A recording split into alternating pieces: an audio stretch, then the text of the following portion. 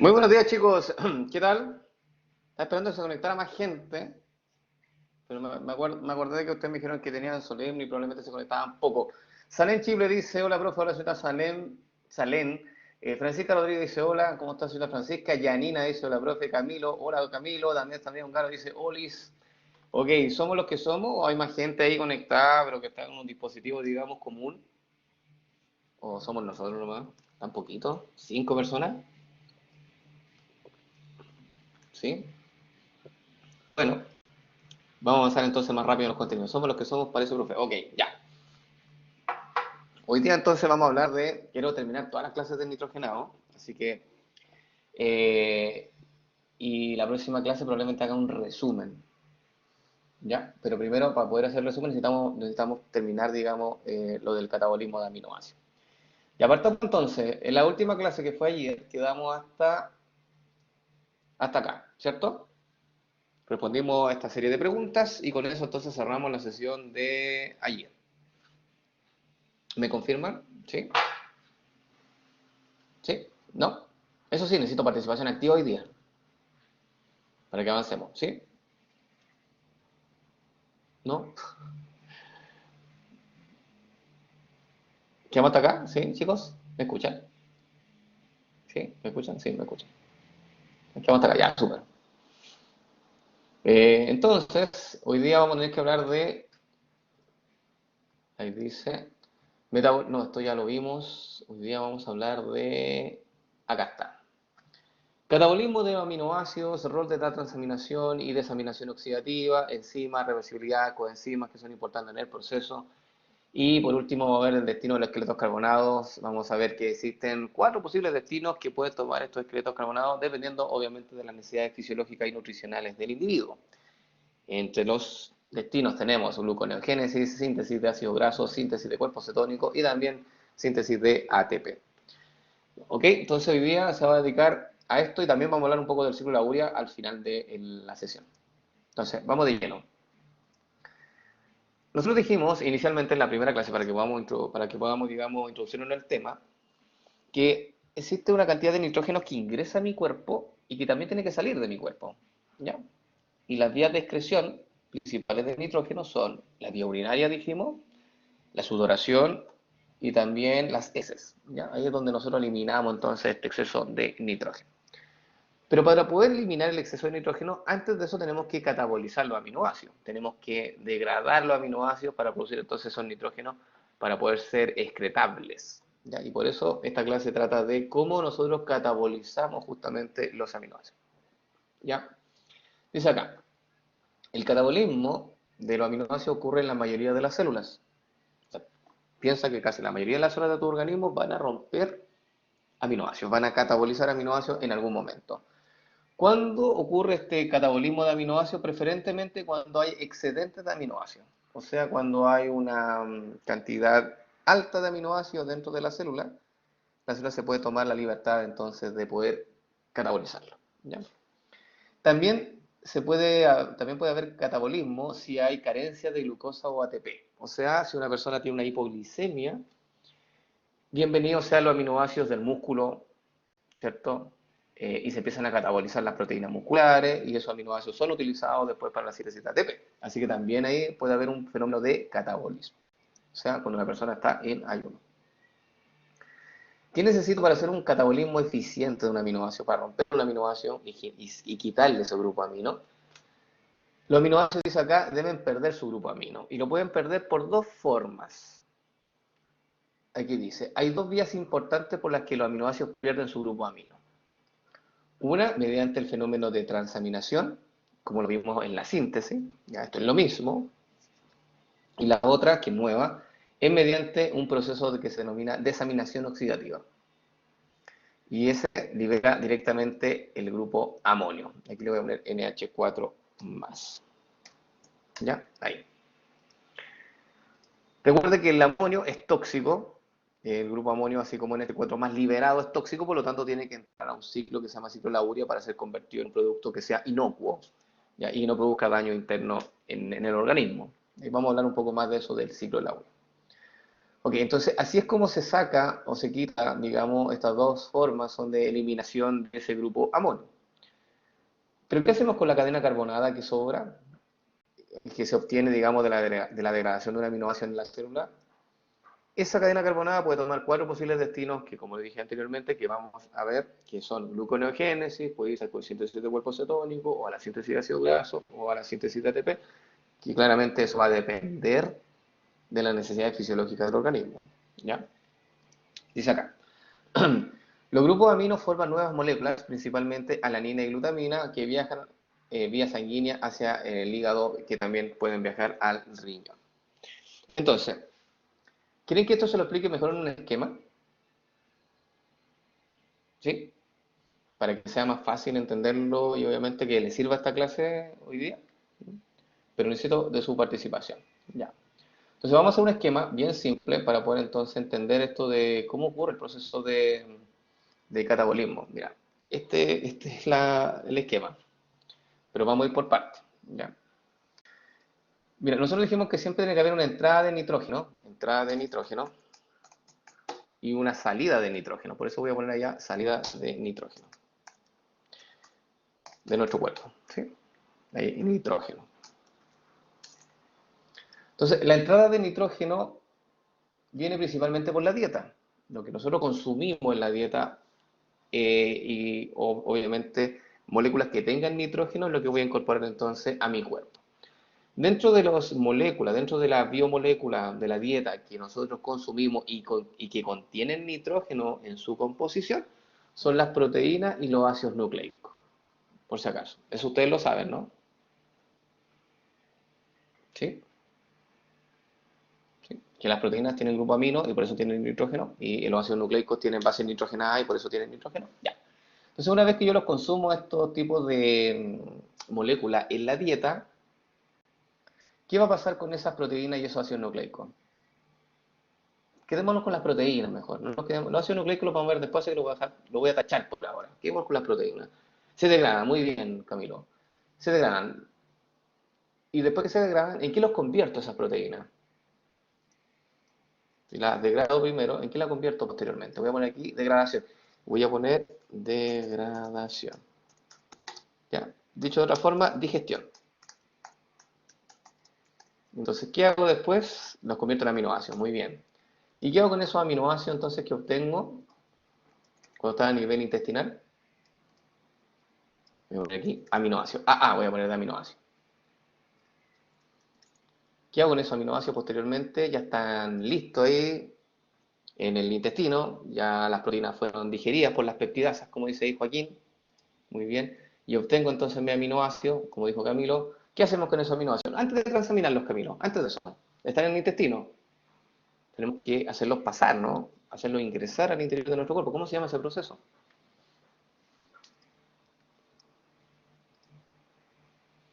Y les pregunto a cualquiera, absorción. Efectivamente, se absorben. Por eso aquí dice, los aminoácidos son absorbidos por el intestino y cuando se absorben por el intestino, esos aminoácidos entonces pasan al torrente sanguíneo. ¿Vamos bien con eso? ¿Vamos bien hasta aquí en el esquema? ¿Sí? Ya, entonces voy a agrandar un poco esto. No, todavía no. Ok, y aquí viene la pregunta. Dice, bueno, ¿y para qué quiero aminoácidos en la sangre? ¿Qué uso le voy a dar a esos aminoácidos que lleguen al torrente sanguíneo? ¿Te han hecho esa pregunta? Si yo consumo proteínas, ¿cierto? Para que me lleguen aminoácidos en la sangre, ¿qué voy a hacer con esos aminoácidos en la sangre? Formar proteínas, ya, es una posibilidad, Joaquín, pero no es la única. Entonces, esos aminoácidos tienen que distribuirse por todo nuestro cuerpo, ¿ya? Y por eso circula por el torrente sanguíneo esos aminoácidos, ingresando a todas las células corporales, a todos los tejidos, a todos los órganos. Y aquí en esta imagen puse tres órganos importantes, que es el músculo, ahí dice músculo, abajito, el hígado y puse el cerebro. Y puse también el riñón aquí arriba. El riñón también está aquí. Ojo, los aminoácidos ingresan a todas las células. Yo solamente puse estos cuatro órganos porque voy a hablar de ellos porque son los más representativos. Pero no significa que los aminoácidos no ingresen a los otros órganos porque sí lo hacen. ¿Ya? Entonces, vámonos por órgano. Vamos primero con el músculo. Si los aminoácidos de la sangre ingresan al músculo, algunos aminoácidos, no todos, un porcentaje, ¿ya? La pregunta es, ¿qué, si usted fuera músculo, ¿qué, para qué utilizaría esos aminoácidos? Voy a hacer un zoom al músculo acá. Esos aminoácidos entonces que ingresan al músculo, ¿qué uso le darían? Claro, que ingresan al miocito. Sintetizar proteína, correcto, síntesis proteica. ¿Y para qué sirve la síntesis proteica? Generalmente sirve para regenerar las fibras musculares, ¿cierto? Regeneración. O para formar nuevas fibras musculares, muy bien, Joaquín. Para formar nuevas fibras musculares, para regenerar fibras que fueron dañadas previamente, o incluso para reemplazar las proteínas viejas, ¿sí? Proteínas que ya cumplieron con su vida media, entonces esas proteínas tú puedes degradarlas, catabolizarlas y volver a reemplazarlas por otras proteínas, y para ello necesitas de aminoácidos para hacer la síntesis. ¿Bien? Ok, pero ¿qué otra cosa más puedo hacer con el aminoácido? En el músculo, pensemos en el músculo, pensemos en este órgano. Solamente síntesis proteica, que fome. No, el aminoácido también te puede aportar huestos, dice ahí, o mitosis. Ya, pero ATP, muy bien, María Ongaro, efectivamente. A los huesos, pero estamos en el músculo, Joaquín. No estamos en los osteoclastos, no estamos en los osteoblastos, estamos en miocito. No, ya, si quieres, otro día podemos dibujar unos huesos y ver qué participación tiene ahí los aminoácidos en los huesos, pero estamos en el músculo. Sí. Entonces, el otro uso que se le puede dar a los aminoácidos, y no es el único, es la síntesis de ATP, o sea, la obtención de energía. ¿Ya? El músculo puede obtener energía a partir de los aminoácidos, sí, no es como lo que más le gusta, pero puede hacerlo en algunas situaciones. ¿Ya? Y eso lleva entonces, cuando tú sintetizas ATP de los aminoácidos, por defecto se genera aquí una transaminación. ¿Ya? Estos aminoácidos se transaminan, voy a poner aquí el nombre. Tienes que transaminar un aminoácido. ¿Y qué necesito para transaminar un aminoácido? Díganme los ingredientes que son necesarios para hacer una correcta transaminación. Perfecto. Necesitamos de una cadena carbonada, entonces ese aminoácido se tiene que encontrar, voy a colocar esto acá nuevamente, ese aminoácido se tiene que encontrar más una cadena carbonada, vamos a poner C1, ¿ya? No es cuerpo cetónico, es cadena carbonada 1, para que me alcancen el esquema. Y eso lo transamino. Por lo tanto, necesito de la enzima que se llama transaminasa. ¿Ya? Y la transaminasa requiere de una coenzima. Estoy leyendo los chats de que ustedes están poniendo ahí. Y efectivamente, esa coenzima que la transaminasa necesita se llama PLP. Está bien, María Ongaro, la PLP. ¿Ya? Que es una coenzima entonces necesaria para que la enzima haga su función de transaminación. ¿Ya? Entonces voy a colocar acá, profe, VLP, no, PLP. PLP, como dijo ahí María Ongaro. Entonces voy a hacer una flecha acá de la transaminación. Entonces esa transaminación requiere de, paréntesis acá, requiere, las transaminaciones las hacen las enzimas que se llaman transaminasas, así que voy a poner aquí transaminasas o aminotransferasas, que entre paréntesis requieren de PLP, que es piridoxalfosfato, que es el nombre de la coenzima que necesitan estas enzimas. Ya, ahí lo puse más ordenado. ¿Vamos bien? ¿Sí? ¿Vamos bien hasta ahora? Ya, perfecto, dice acá. Camilo dice, profe, necesito tanto PLP como tetrahidrofolato. Sí, como tetrahidrofolato, pero el tetrahidrofolato se necesita en forma previa, Camilo. Por eso aquí yo no lo puse. Porque la transaminasa per se, ella misma, necesita PLP, la tiridoxalfosfato. ¿Ya? Pero obviamente que la reacción anterior se requiere de tetrahidrofolato, pero muchas veces se omite dentro de la reacción. ¿Ya? ¿Y cuáles son los productos entonces de una transaminación? ¿Cuáles son los productos que obtengo de una transaminación? De haber realizado una transaminación. Mientras tanto yo tipeo acá los productos. Cuéntenme. Nuevo aminoácido, perfecto. Entonces voy a poner aminoácido 2. Aquí voy a poner aminoácido 1. Y el otro se llama un esqueleto carbonado nuevo, que le voy a poner 2. Ya, eso obtengo, súper. Ya. Entonces, ese esqueleto carbonado que está acá puede irse, por ejemplo, a la síntesis de ATP, sin ningún problema. Ujú. Entonces lo voy a poner al revés, ¿eh? Voy a poner aquí, voy a poner CC2 y voy a poner al revés simplemente porque el esquema queda más bonito. CC2 más aminoácido 2. Ahí está. ¿Ya? ¿Por qué lo puse así? Porque este esqueleto carbonado que está aquí, el CC2, el esqueleto carbonado número 2, el esqueleto carbonado nuevo, ¿ya? ¿Podría ser piruvato? Sí, pudiera ser piruvato, Joaquín, depende del aminoácido que tú transamines. Si tú transaminas en la alanina, vas a obtener piruvato. ¿Ya? Por ejemplo. Y eso, entonces, puede ir a la síntesis de ATP, sin ningún problema. Por eso ese lo cambié de posición para que me quedara ahí la conexión directa. ¿Vamos bien, chicos? Sí, ya. Si tienen preguntas, por favor, a cambiar nomás. Y ya. ¿Y qué hago con este aminoácido que obtengo? Profe, tengo COVID, no es alergia. Ya. ¿Y qué hago con este aminoácido número 2? Ese aminoácido número 2 tiene nombre. ¿Ya? Ese aminoácido generalmente se llama glutamato. Muy bien. Se llama glutamato ese aminoácido. Entonces voy a poner una flecha hacia abajo y le voy a poner nombre ahora a ese aminoácido. Glutamato. Y voy a colocarlo grande. Ahí. Glutamato. ¿Ok? ¿Y qué hago con el glutamato?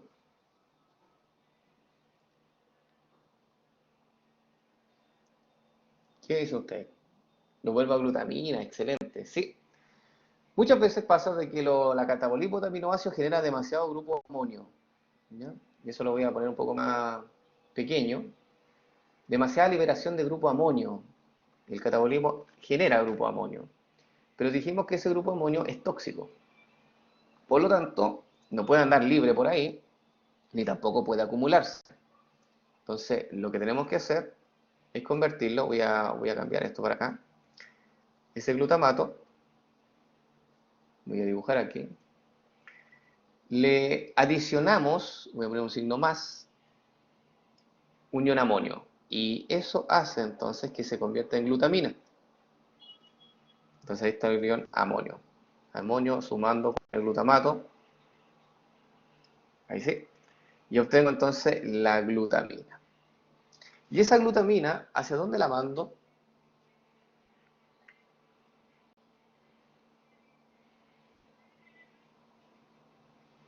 Al ciclo de la urea, ya, pero ¿cómo la mando al ciclo de la urea? ¿Así al tiro? ¿El músculo puede hacer ciclo de la urea? Ahí viene una pregunta. ¿El músculo tendrá la capacidad de hacer ciclo de la urea? No. El músculo no hace ciclo de la urea. El que hace ciclo de la urea es el hígado. Entonces lo mando justamente esta glutamina. Voy contigo, María Caro, con tu pregunta. Esta glutamina nosotros la mandamos al torrente sanguíneo. ¿Ya? Para que esa glutamina llegue aquí a nivel hepático, ingrese al hígado. ¿Ok? Voy a poner glutamina acá, llegando entonces al hígado. Y así es como se transporta en forma segura el ion amonio. Porque este ion amonio que está aquí, que lo voy a dejar destacado, ese ion amonio es tóxico. Y por lo tanto, él no puede tocar la sangre de forma directa. O sea, el músculo no puede mandar este grupo de amonio así al torrente sanguíneo porque si no aumenta la osmolaridad, llega a nivel del sistema nervioso central y finalmente se puede generar un coma y la muerte de la persona. Por lo tanto, ese grupo de amonio hay que juntarlo con un glutamato y producir glutamina. Y la glutamina es un aminoácido que puede ser vertida al torrente sanguíneo sin ningún problema. O sea, que mandamos ese grupo de amonio como a la sangre en forma camuflada. ¿Se entendió ese paso? Sí, ya. Voy con la pregunta entonces de María Ungaro, que es muy buena. Dice, profe, no entiendo la función del ATP. que puso al lado del carbono carbonado, el esqueleto carbonado o la cadena carbonada 2. Ya, mira. Esta cadena carbonada pueden ser de dos tipos. ¿Se acuerdan cuáles pueden ser, de dónde, de qué intermediario puedo generar yo cadenas carbonadas? ¿Se entiende la pregunta? O menciónenme algunos esqueletos carbonados. Más simple. ¿Se acuerdan de algunos esqueletos carbonados? Ya, exactamente, vienen del, ya, glicólisis y ciclo de Krebs. Por ejemplo, un ejemplo es el isoxalacetato, ¿cierto? Que es de el ciclo de Krebs, ¿sí? De su intermediario, efectivamente. El alfa-cetoglutarato, muy bien, ahí tenemos otro intermediario del ciclo de Krebs, ¿ya? Y los otros son de la glicólisis, son el piruvato y el trefosfoglicerato, ¿ya? Entonces, esta cadena carbonada puede ser cualquiera de esos cuatro tipos de esqueleto carbonado. ¿Ok? Entonces voy a retroceder para que lo puedan ver bien. Déjame ver si encuentro esa imagen. Debería estar como por acá, supongo. No. Acá está. Voy a hacerlo un poquito más pequeño. Ahí. Entonces, si tú catabolizas, por ejemplo, un aminoácido, voy a usar un... dibujar acá. Menciónenme algún aminoácido que a ustedes les llame la atención. Voy a hacer esto más para bajito ahí para conectar. Ya. La valina, ya. Voy con la valina y después voy con la alanina. Vamos con la valina. Imagínate que el músculo toma la valina y lo transamina. Esa generación, ese fenómeno de transaminación, esa valina se va a convertir en un esqueleto carbonado porque le vas a sacar el grupo amino, ¿cierto? Y eso va a generar entonces que se transforma en un alfa-cetoácido o más conocido como carbono, o perdón, cadena carbonada. Y la cadena carbonada que produce la valina es succinato. Por lo tanto, si generas ese esqueleto carbonado, el succinato puede ingresar al ciclo sin ningún problema y el ciclo de Krebs al girar, al funcionar, puede producir coenzimas reducidas como NADH, ¿cierto? FADH2 y ATP directamente por fosforilación a nivel de sustrato y estos NADH y FADH2 pueden ir a la cadena transportadora de electrones del músculo, de la célula muscular y generar un gradiente electroquímico que puede llevar a la fosforilación oxidativa, ¿cierto? Y obviamente la síntesis de ATP por este mecanismo. Entonces, claro, yo todo este esquema, toda esta línea, todo esto, yo en el esquema anterior lo puse con una pura línea nomás. ¿Sí? Puse acá esqueleto carbonado, ATP. Me salté todo eso que te expliqué hace un ratito, todo eso debería estar ahí puesto en esta flecha. Pero para fines prácticos, esa es como la idea. ¿Se entiende?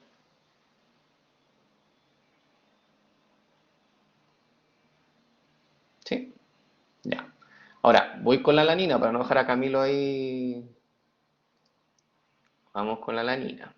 Interesante la alanina. La alanina cuando tú lo catabolizas generas piruvato. Acá está la alanina, arriba, mira, ahí. Alanina. Si tú catabolizas la alanina, si tú le haces una reacción de transaminación a la alanina, el esqueleto carbonado que tú formas es piruvato. Y el piruvato, como estamos hablando de músculo, el piruvato no puede irse, por ejemplo, a gluconeogénesis, porque el piruvato en el músculo no toma esa ruta. Pero, por ejemplo, el piruvato sí se puede convertir, por ejemplo, puede entrar a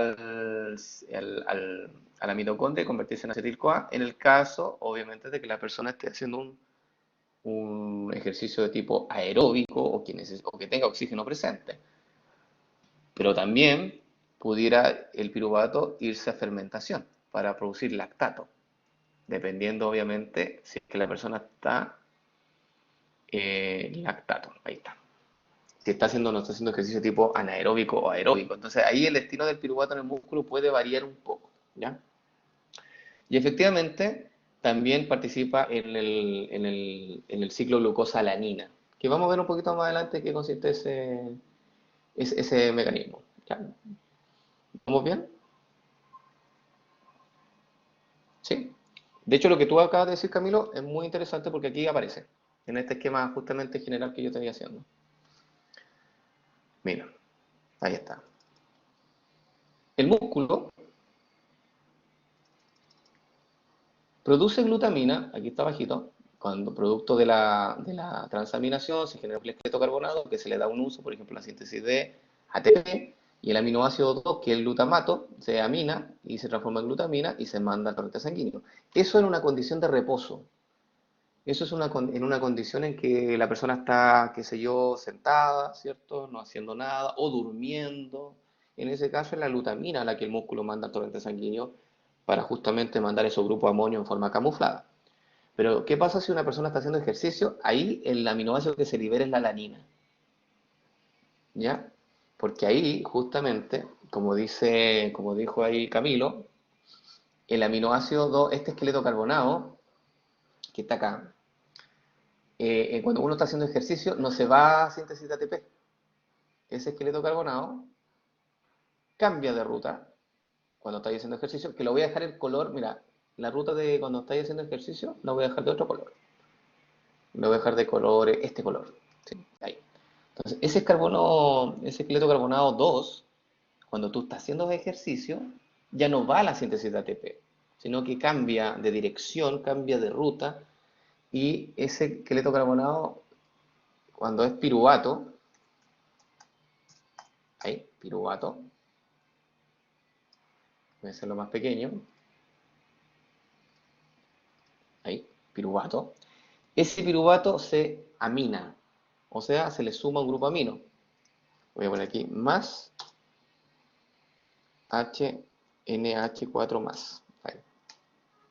Se le hace entonces la aminación, y cuando tú haces esa aminación, ese piruvato se convierte en alanina. ¿Dónde está aquí el lapicito? Acá está.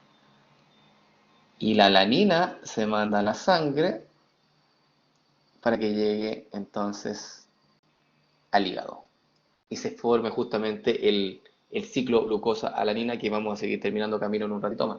Pero a eso voy, que depende el estado metabólico del músculo, es qué aminoácidos va a mandar preferentemente a la sangre. No es lo mismo que un músculo esté en reposo que un músculo esté haciendo ejercicio. ¿Bien? Buena pregunta, Camilo, porque ahí conectamos con lo otro. Ya, súper. Entonces aquí existe un cambio, se llama un cambio metabólico. Claramente el músculo se tiene que adaptar al ejercicio y por eso ese esqueleto carbonado no lo manda a la síntesis de ATP. No, para nada, porque le aporta muy poquito, muy poca energía. Entonces él dice, no, necesito mandar este esqueleto carbonado mejor a que se amine, se genera la lanina, lo mandamos al hígado y el hígado va a tener que encargarse de tomar esa lanina y utilizarla para la síntesis de glucosa, para aumentar los niveles de azúcar en sangre. Entonces ese es como el mecanismo que se utiliza en ese caso. Ya, ¿quedó claro entonces el músculo de cómo actúa? Sí, vamos entonces ahora al hígado, que es uno de los más complejos, pero aún así yo creo que es el más bonito, que es el que se muestra acá. Entonces, sigamos el esquema. Ahí. Si los aminoácidos entonces que están en el torrente sanguíneo van, voy a dejarlo en color rojo, van al hígado, ingresan al hígado, ahí, ¿qué es lo que hace el hígado con estos aminoácidos? Lo que vamos a ver a continuación.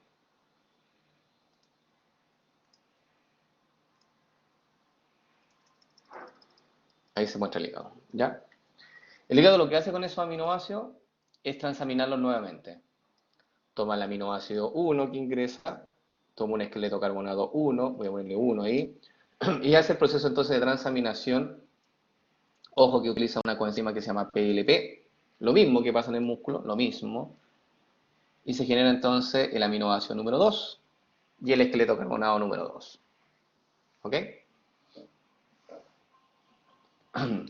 Ese aminoácido número 2, voy a dejarlo un poquito más grande esto, voy a correrlo para fines prácticos, ahí, y esto lo voy a correr para acá. Entonces, tenemos que hacer el seguimiento a esos dos productos que se generan de la transaminación. ¿Ya?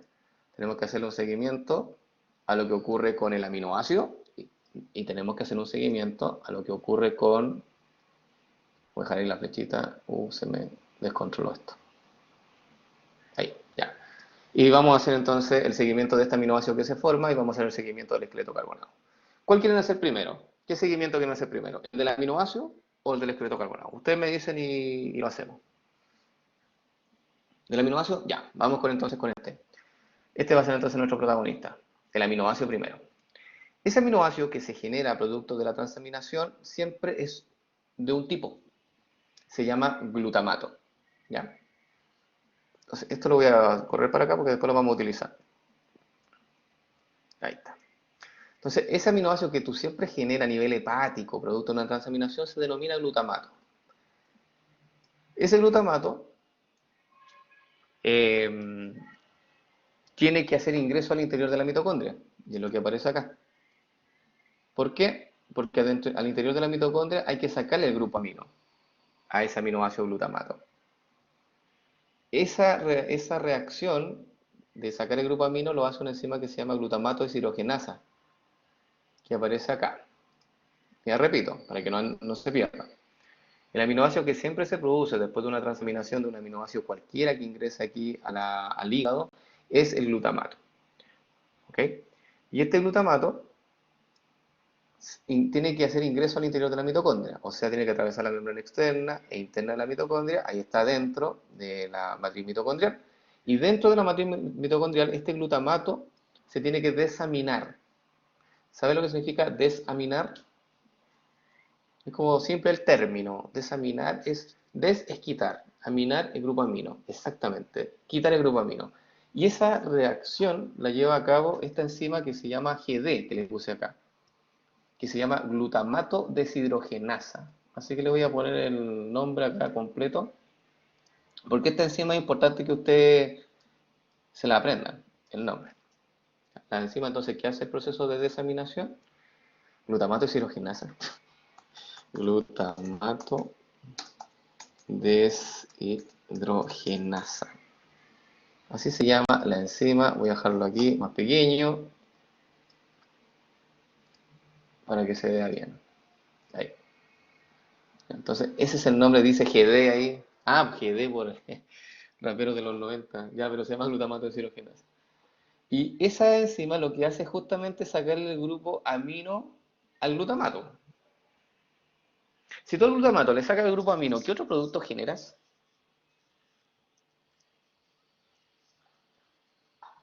Ahí viene una pregunta. ¿Succinato? No, pero va cerca, Joaquín, pero no es succinato. Mira, te coloco la imagen. No, no sale. Mira, les coloco la imagen, a lo mejor ahí se acuerdan. Déjame ver. Ahí está. Ahí está la imagen. Búsquenlo. Si al glutamato le sacas el grupo amino, ¿en qué lo conviertes? En el alfa-cetoglutarato. Ahí está, ¿viste? Súper. Ya, ahí está, mira. Voy a dejarlo en naranjo. Si el glutamato tú le sacas el grupo amino, lo conviertes en un alfa-cetoácido que se llama alfa-cetoglutarato. ¿Ya? Entonces, para que ustedes se acuerden y veamos el esquema, entonces, pongámosle el nombre. Este esqueleto carbonado, el CC1, tiene que tratarse entonces de un alfa-cetoglutarato. Y voy a poner aquí alfa-cetoglutarato. Ese CC1 es un alfa-cetoglutarato, por si acaso. Siempre es un alfa-cetoglutarato. Por eso, que cuando tú le pones un grupo amino de este aminoácido, que le va a pasar un grupo amino, ese alfa-cetoglutarato sabemos que si incorpora un grupo amino se va a transformar en glutamato. Y al contrario, si al glutamato tú le sacas el grupo amino, lo vuelves a transformar en alfa-cetoglutarato. ¿Ok? Por ello, entonces, ¿sí? Ya. Por ello, entonces, los productos que se generan de esta enzima que se llama glutamato deshidrogenasa son dos. Por una parte, el grupo amonio y por otra parte, el alfa-cetoglutarato. Entonces voy a poner aquí esto mismo alfa-cetoglutarato, lo voy a copiar, lo voy a colocar aquí para que no se lo olvide, porque algunos estudiantes me dicen, profe, se desamina y ¿qué pasa con la otra parte? Es un alfa-cetoglutarato. ¿Qué hago con él? No puedo mandar al ciclo. Se puede reciclar, da lo mismo. Ahí usted ve qué uso, ahí el órgano va a saber qué uso le va a dar a ese esqueleto carbonado que se liberó. alfa-cetoglutarato. Ahí está. ¿Vamos bien? ¿Sí? ¿Puedo repetir? Sí, claro, mira. Repito, cada vez que un aminoácido ingresa al hígado se va a transaminar y el esqueleto carbonado que se utiliza para esa transaminación es el alfa-cetoglutarato. Cuando haces el proceso de transaminación, ese alfa-cetoglutarato se va a convertir en glutamato, porque al aceptar un grupo amino se transforma en ese aminoácido. Si nosotros le hacemos el seguimiento al glutamato, el glutamato tiene que hacer ingreso al interior de la mitocondria y ese glutamato se tiene que desaminar. Eso significa que le tiene que sacar este grupo amino o amonio. Esa reacción la hace la enzima glutamato deshidrogenasa que aparece aquí en pantalla. ¿Ok? Y al hacer ese proceso de quitarle ese grupo amonio, obviamente que ese glutamato pierde el grupo amino y se convierte nuevamente en alfa-cetoglutarato. ¿Sí? ¿Ok? Y ese alfa-cetoglutarato, como es un intermediario del ciclo, se puede quedar ahí, en la matriz, integrándose al ciclo de Krebs. O, de alguna forma, puede salir y volver acá arribita a participar en las reacciones de transaminación. ¿Ahí sí? ¿Sí? Ya, súper. Entonces, la pregunta aquí es, más que una pregunta, se lo voy a mencionar. Este grupo amonio nosotros dijimos que era muy tóxico, ¿cierto? ¿Sí? Ya. Y ahí viene mi pregunta, es, ¿por qué cree usted, como su ex? La pregunta es, ¿por qué cree usted que el proceso de desaminación se hace al interior de la mitocondria? Tenga en cuenta que el grupo amonio es tóxico, primera cosa que viene en la mente. Y la segunda pregunta es, o sea, y la pregunta es entonces, ¿por qué cree que la desaminación, perdón, se tiene que hacer al interior de la mitocondria? Exactamente, Joaquín. Sí, más o menos como eso. No sé si es un búnker propiamente tal, pero es la idea de hacer la desaminación al interior de la mitocondria es que este amonio quede dentro de un compartimento, ¿no? Quede encerrado dentro de un organelo que tiene doble membrana. Entonces, las probabilidades que tiene este grupo amonio de poder salir es mucho más difícil que pueda salir y vaya al torrente sanguíneo. Por eso la desaminación oxidativa se tiene que hacer a nivel de la matriz mitocondrial. ¿Se entendió?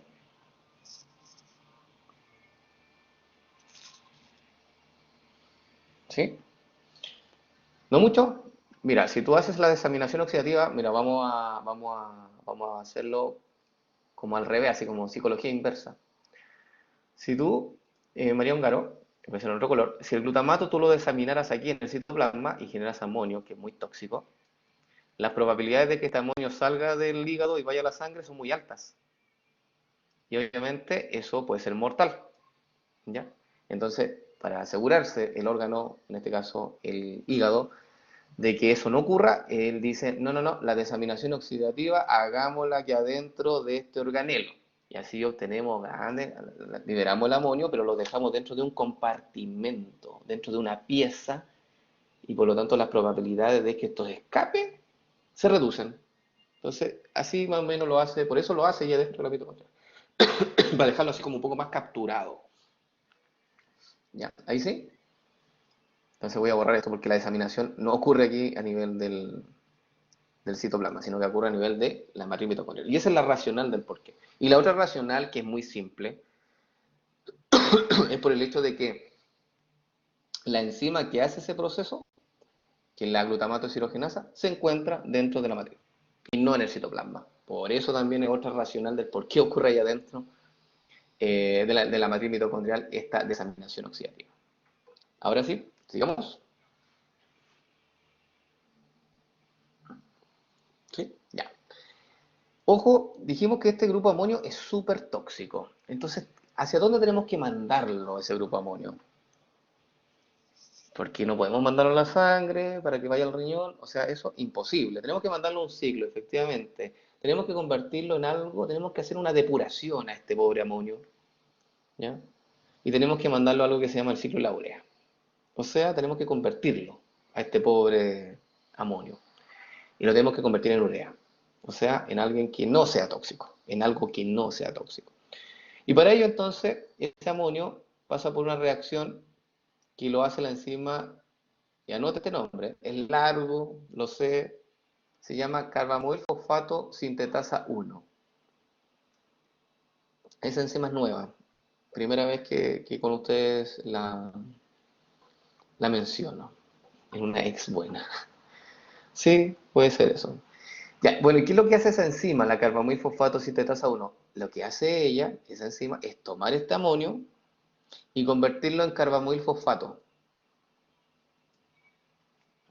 ¿Ya? Eso es lo que hace esa enzima. Esa enzima también es importante que usted se la aprenda. Por eso se la voy a dejar destacada en amarillo. Voy a dejarle en amarillo todo lo importante. ¿Ya? Eso es importante. Esta enzima es importante también. La glutamato cirogenasa, la carbamoil fosfato sintetasa 1. Y esta enzima, la carbamoil fosfato sintetasa 1, es una enzima que se activa en forma alostérica. Tiene un puro regulador que estimula esta enzima. Ese regulador se llama N-acetilglutamato. ¿Ya? Voy a anotarlo también acá. Así se llama el regulador. Lo voy a dejar anotadito por acá. N-acetilglutamato. ¿Ya? ¿El del ciclo de Krebs? No, no, el N-acetilglutamato no es del ciclo de Krebs, Joaquín. Se produce en forma independiente. No pertenece a ningún ciclo, el N-acetilglutamato. ¿Ya? Y el N-acetilglutamato, para que no lo confundan y no piensen que es una enzima, voy a poner en paréntesis abajo, es un regulador de la carbamoil fosfato sintetasa 1. Más que un regulador, es un regulador, slash, voy a poner aquí, activador. Porque eso es lo que hace, activa. Y lo voy a hacer más pequeño. ¿Ya? No lo voy a dejar destacado. No porque no sea importante, sino para no... ¿Ya? Y ese acetilglutamato lo voy a dejar aquí anotadito. Mira, voy a agrandar esta mitocondria para que todo quepe en su interior bien. Ahí sí, ya. Y el N-acetilglutamato entonces es un activador de la carbamoil fosfato sintetasa 1. ¿Vamos bien? ¿Sí? Ya. Entonces voy a poner una flecha aquí de esto y un signo positivo, que significa que activa. Por lo tanto, para que podamos entender, es como una disco la mitocondria. Todos pasan adentro. Sí, la mitocondria es como, no sé si una disco, pero hay muchos metabolitos que ingresan, salen y la mitocondria hace lo suyo. Ya. Pregunta entonces, tipo prueba. En una persona que consume un exceso de proteína, ¿cómo van a ser los niveles de N-acetilglutamato? ¿Se entiende la pregunta? En una persona que consume un exceso de proteína, ¿cómo van a ser los niveles de N-acetilglutamato? ¿Altos o bajos?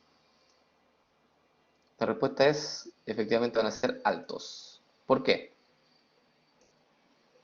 Porque los niveles de este regulador en N-acetilglutamato necesariamente tienen que estar altos en una persona que consume altos niveles de proteína. Exactamente. Porque lo que necesitas tú es, de alguna forma, quitar ese amonio de ahí y tienes que activar la enzima clave que es la carbamoil fosfato sintetasa 1. Eso es la razón entonces de por qué el N-acetilglutamato debiera estar alto en el hígado en personas que están o en ayuno muy prolongado, ¿cierto? O cuando consumen un exceso de proteína. Bien. Joaquín Marante dice porque produzco mucho aminoácido glutamato, ya, sí, en el músculo, el hígado y lo elimino en la mitocondria, ya. Pero ojo que el N-acetilglutamato se produce en el hígado principalmente, ya, y es para exactamente estimular la enzima clave del ciclo de la urea, que es la carbamoil fosfato sintetasa 1, que es la que te destaqué acá. Súper. Entonces, y se transforma entonces en carbamoil fosfato. Y ese carbamoil fosfato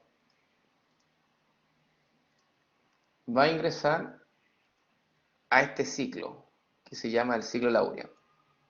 Bien. Y lo voy a dibujar así, el ciclo de la urea, lo voy a dejar como un círculo, ¿sí? Con una flechita ahí. Ya. El ciclo de la urea se dice que, ¿por qué lo dibujé así? Porque el ciclo de la urea ocurre una porción en la matriz mitocondrial. Una parte del ciclo de la urea se inicia, de hecho, en la matriz mitocondrial, pero hay una segunda parte del ciclo de la urea que ocurre a nivel del citoplasma. ¿Ya? Y justamente es a este nivel, a nivel citoplasmático, en donde se genera la urea. Así que este ciclo es bastante interesante. No es como el ciclo de Krebs, que el ciclo de Krebs ocurre en su totalidad en la matriz mitocondrial, el ciclo de Krebs. Este ciclo de la urea no. Este ciclo de la urea, una primera parte ocurre aquí en la matriz, pero la segunda parte ocurre en el citoplasma. Y es ahí, en el citoplasma, donde se genera la urea, que justamente es un compuesto que no es tóxico. O sea, por fin convertimos este amonio que está aquí en algo que no es tóxico para nuestro cuerpo. ¿Vamos bien?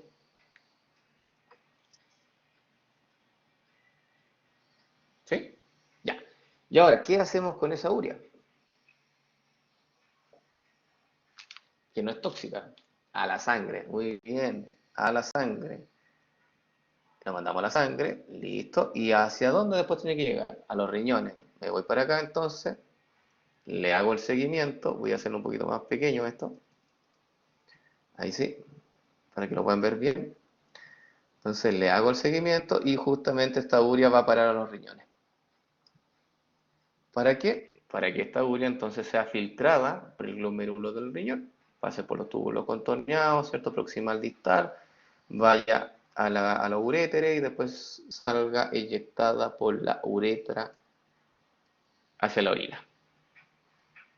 ¿Sí? Y eso, y la eliminamos finalmente de nuestro cuerpo. Y de ahí al sexy riñón, dice aquí Joaquín, claro. Y le da el aspecto amarillo a la orina, todo esto, la urea. Por lo tanto, se nota el tiro cuando una persona consume un exceso de proteína o cuando está en inanición y consume poca agua, ponte tú, se nota el tiro como cuando el ciclo de la urea está andando a full, porque el color de la orina es amarillento. ¿Ya? Así que ahí tienen un dato. Por eso que un paciente cuando se le toma un examen de orina y si viene una orina muy amarilla, o está tomando muy poca agua, o tiene un consumo de proteína muy exacerbado, o tiene un proceso de inanición importante. Entonces ahí hay que poner ahí el ojo. ¿Vamos bien hasta ahora?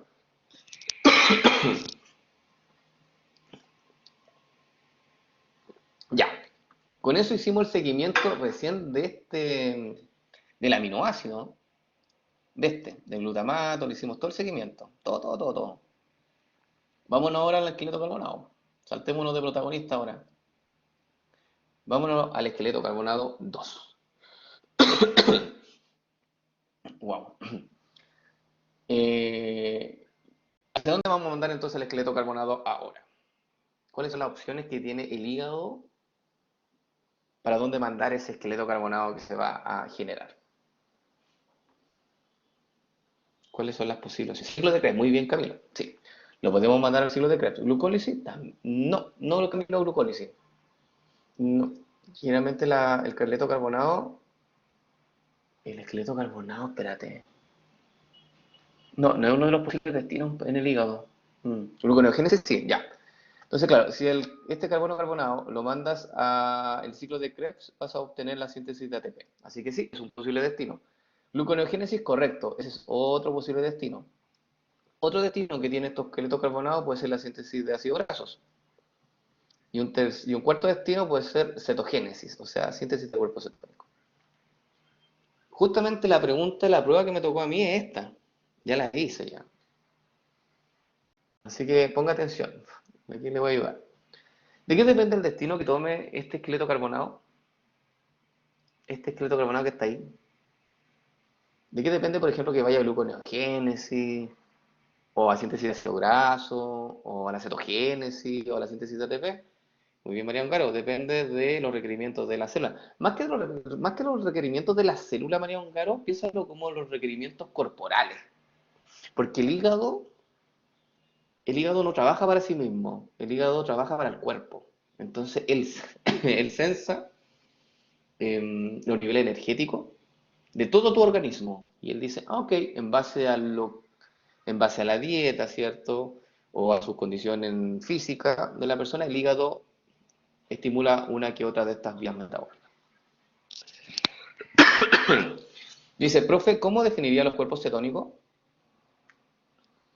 Mira, los cuerpos, ¿quieres saber así como cómo definirlo?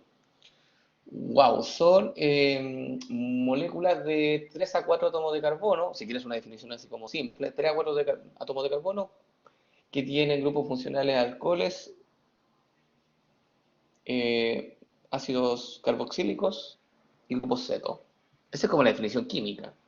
Ahora, si tu definición es más biológica, yo te puedo decir los cuerpos cetónicos son aquellas moléculas que se sintetizan cuando una persona se encuentra en estado de inanición o cuando tiene una diabetes mal cuidada. Y ahí sería como la definición biológica. Ahí toma tú cuál definición es la que más se adapta a lo que tú necesitas. ¿Ya? Ok, entonces, vamos haciendo preguntas para que esto lo podamos entender.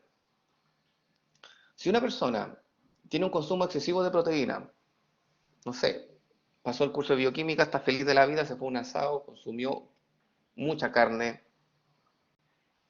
¿cuál sería el posible destino que va a tomar ese esqueleto carbonado? ¿Gluconeogénesis? ¿Síntesis de ácidos grasos? ¿Cetogénesis? ¿O síntesis de ATP? Cuéntenme. Exactamente, síntesis de ácidos grasos. Muy bien. Si una persona consume un exceso de proteína, un exceso de aminoácidos, aquí está, mira, un exceso de proteína, va a haber una cantidad enorme de aminoácidos que tiene en la sangre. Por lo tanto, si la persona necesita regenerar su músculo, un porcentaje de esos aminoácidos va a la síntesis proteica y a la regeneración. Me faltó una, ¿ya? Pero otro porcentaje va a ingresar al hígado, va a hacer transaminación, se va a generar mucho esqueleto carbonado, y ese esqueleto carbonado no necesito mandarlo a gluconeogénesis porque si la persona consumió carbohidratos, ya debe haber glucosa en la sangre, así que no es necesario mandar más glucosa a la sangre. Cetogénesis tampoco, porque eso se produce en inanición o cuando estáis con consumo de alimentos, digamos, bajo por un tiempo prolongado. Síntesis de ATP podría ser, pero se privilegia los carbohidratos y los lípidos para la síntesis de ATP, no así el esqueleto carbonado. Y por último, la única opción que me queda es la síntesis de cuerpo, de síntesis de ácido graso. ¿Se entiende?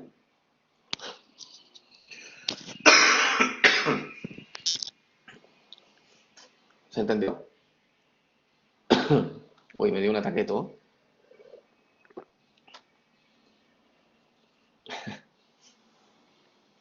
Ya. ¿Otra vez? Ya. Si una persona tiene una dieta balanceada y consume de todos los nutrientes, ¿cómo va a ser sus niveles de azúcar en sangre? Partamos dando otra explicación.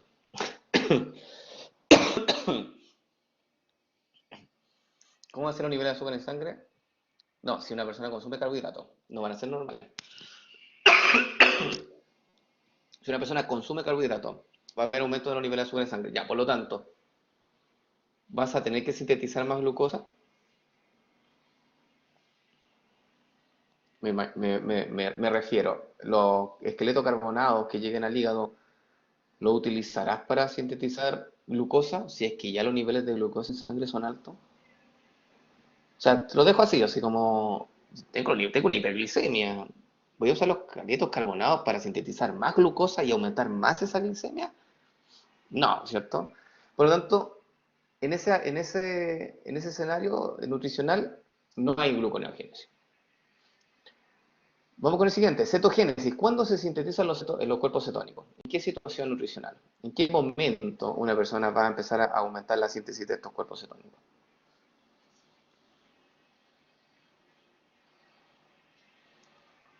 ¿En qué situación nutricional? Ya esto debieran ustedes saberlo porque ya son de clases antiguas. ¿Cuándo el cuerpo sintetiza cuerpos cetónicos? Mientras ustedes me... Ya, voy a tomar más agua, ¿eh? Vengo el tiempo.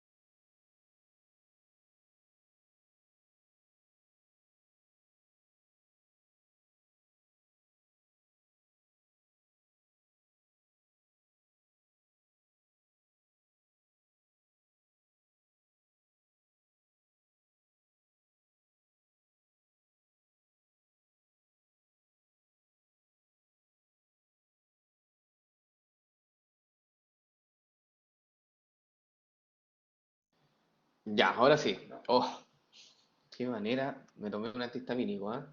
Ya, vamos entonces. Dice acá, inanición, sí, efectivamente. Ahí va a haber síntesis de cuerpo cetónico. No cuando, en un ayuno corto no va a haber síntesis de cuerpo cetónico. Muy poco probable. Se da en estado de inanición. ¿Qué significa inanición?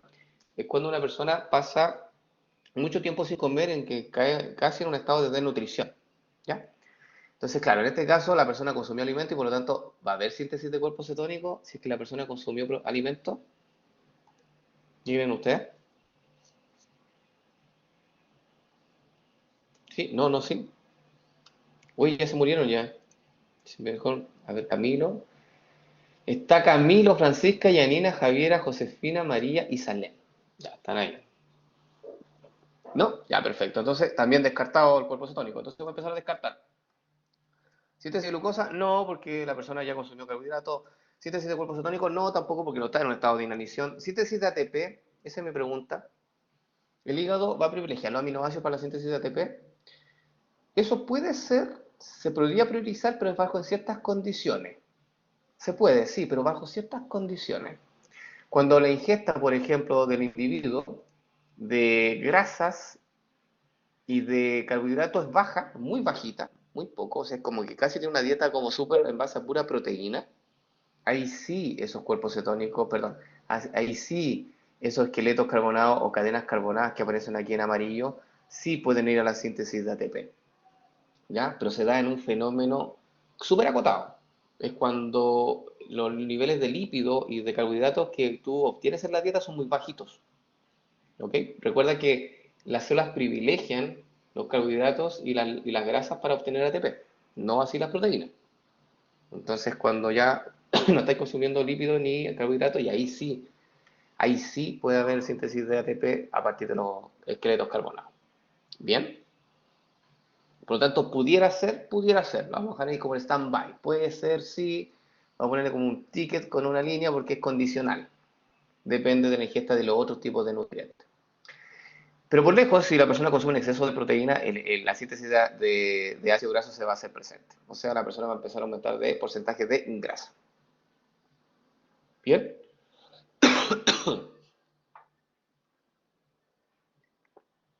¿Sí? ¿Estamos bien, chicos? ¿Sí? ¿Todo bien? Ya. Voy a borrar aquí entonces esto. Ya. Vamos entonces ahora a hablar del cerebro, porque lo dejamos un poco de lado. Al cerebro también van a ingresar aminoácidos. Entonces voy a tomar estos aminoácidos, voy a hacerme una vuelta enorme acá. Y estos aminoácidos pueden ingresar, obviamente, a tu cerebro. ¿Qué uso le va a dar el cerebro a esos aminoácidos que están ingresando? Voy a hacer más grande el cerebro ahí. ¿Ya? Esos aminoácidos entonces que están ingresando al cerebro, ahí poner aminoácidos, se pueden utilizar para la síntesis proteica. Obviamente, para sintetizar aquellas proteínas que son importantes para las neuronas o para las glías, ¿cierto? Y por lo tanto, se activa la síntesis proteica. Pero además, los aminoácidos sirven para la síntesis de otras moléculas importantes para el cerebro, por ejemplo, neurotransmisores, como son la dopamina, la serotonina y la melatonina. Dopamina, hormona que tiene que ver con los efectos placenteros, la serotonina con la felicidad, la melatonina que tiene que ver con el ciclo sueño-vigilia, ¿ya?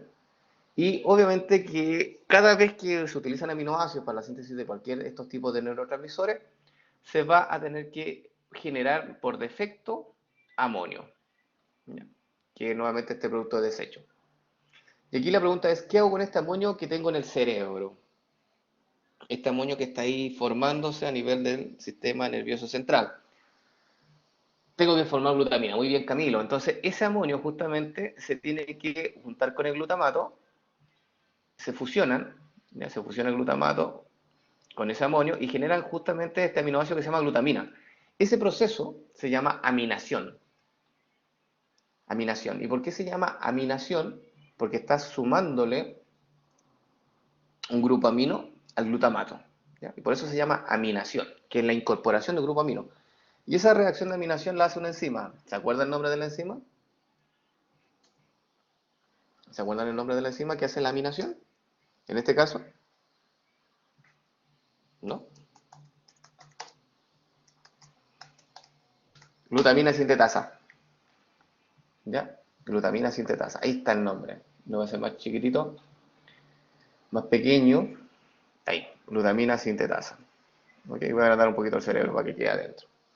No, no es la GD, María Oncaro. La GD, fíjate, la GD es la glutamato deshidrogenasa, en la que le saca el grupo amino al glutamato. ¿Ya? Esta no. Esta es la que le pone un grupo amino al glutamato.